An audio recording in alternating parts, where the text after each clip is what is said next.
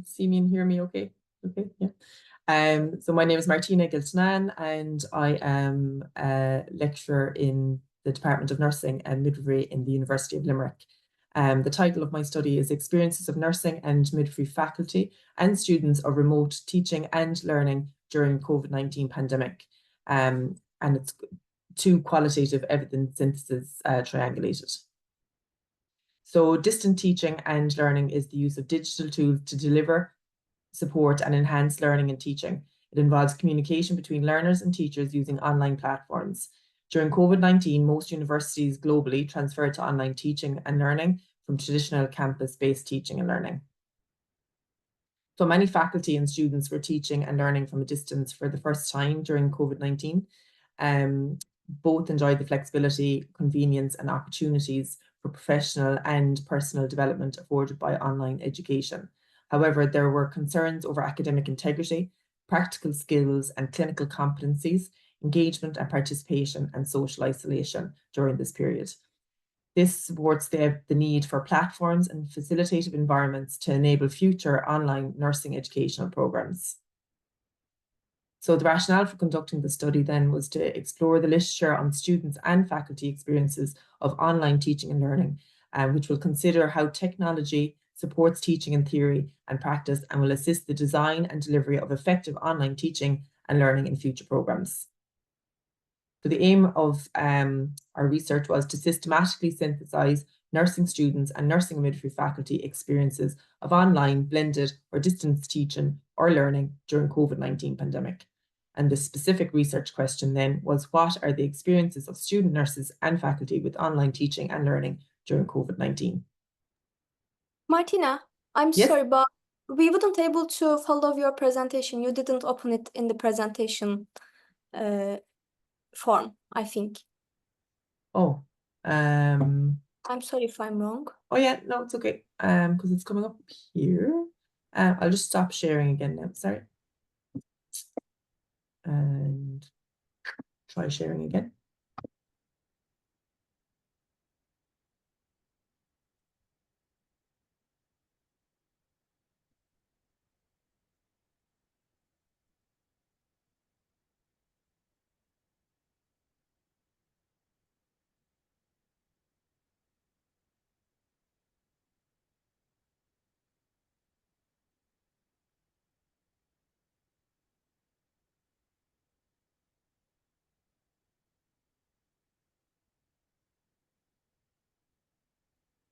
What way are you seeing it now?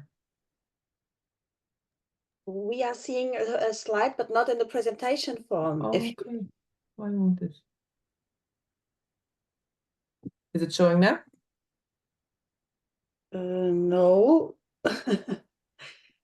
Maybe on the bottom you have a presentation. You have a little icon for the presentation mode.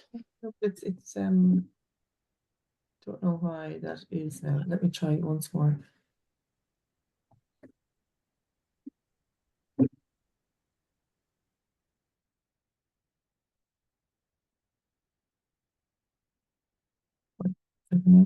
And share.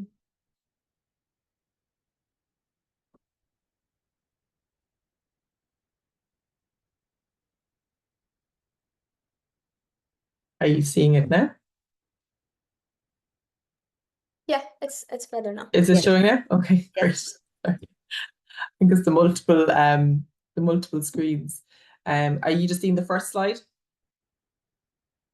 Yeah. So oh gosh. Okay.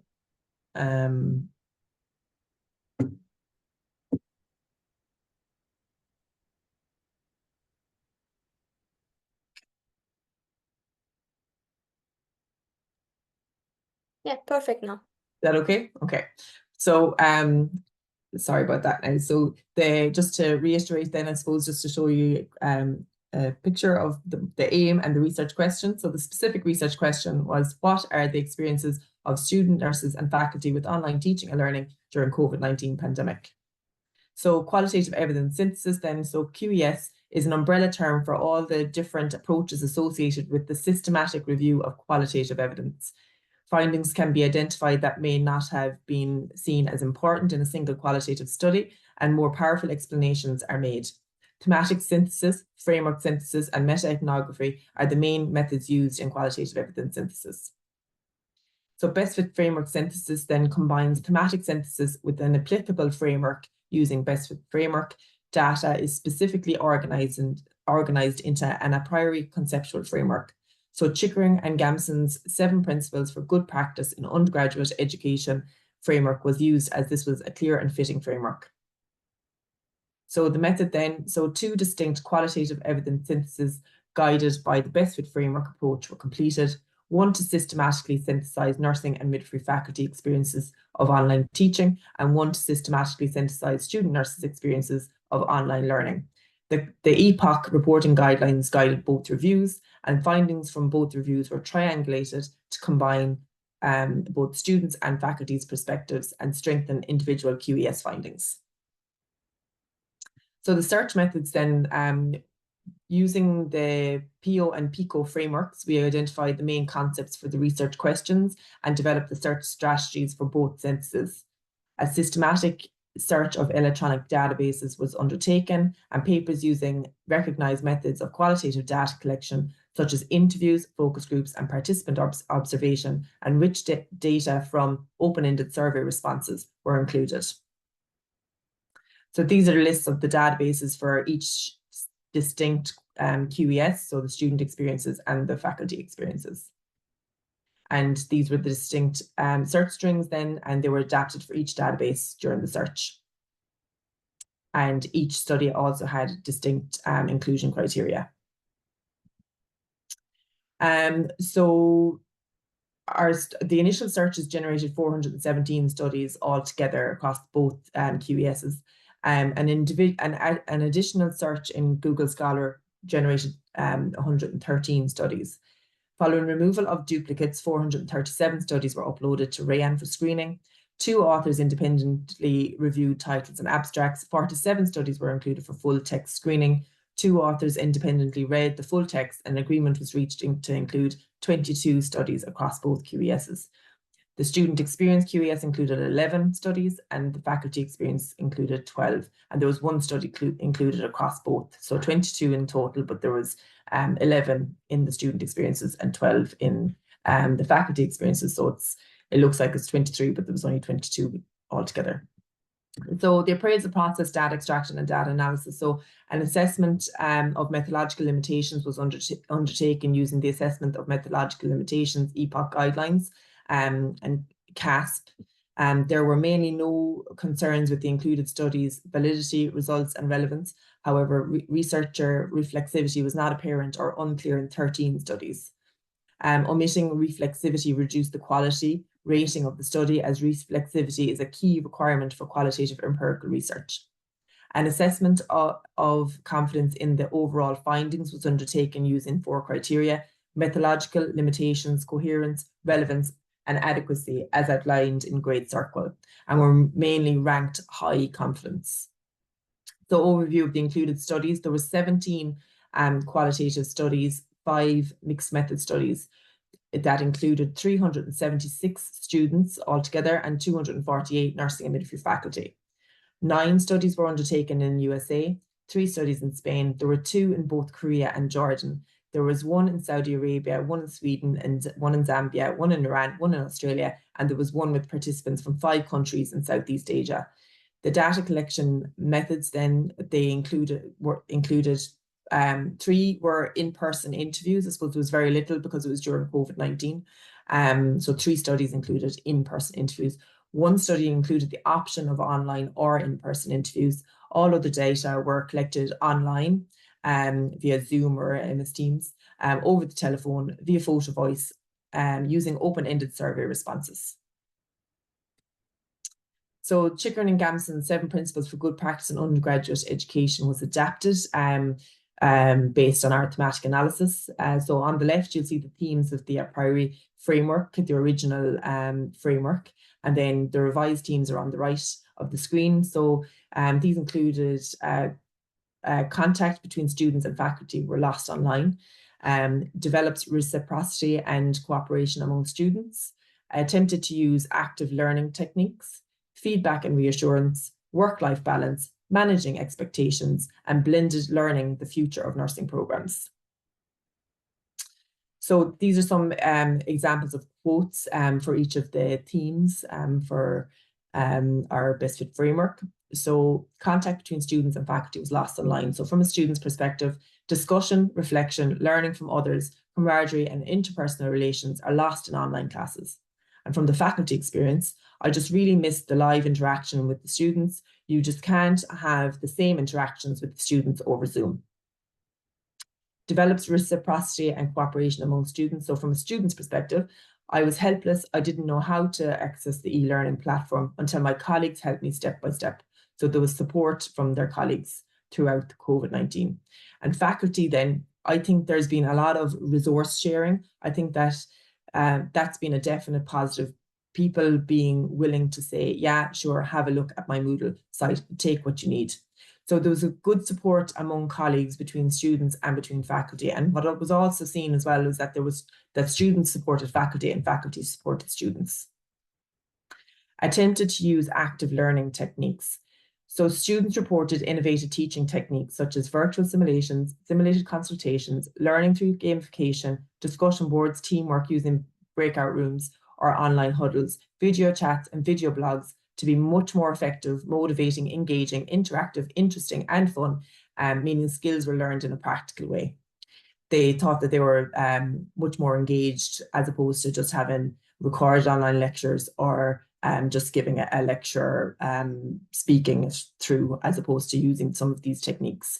So from the faculty perspective then, I sat and figured it out.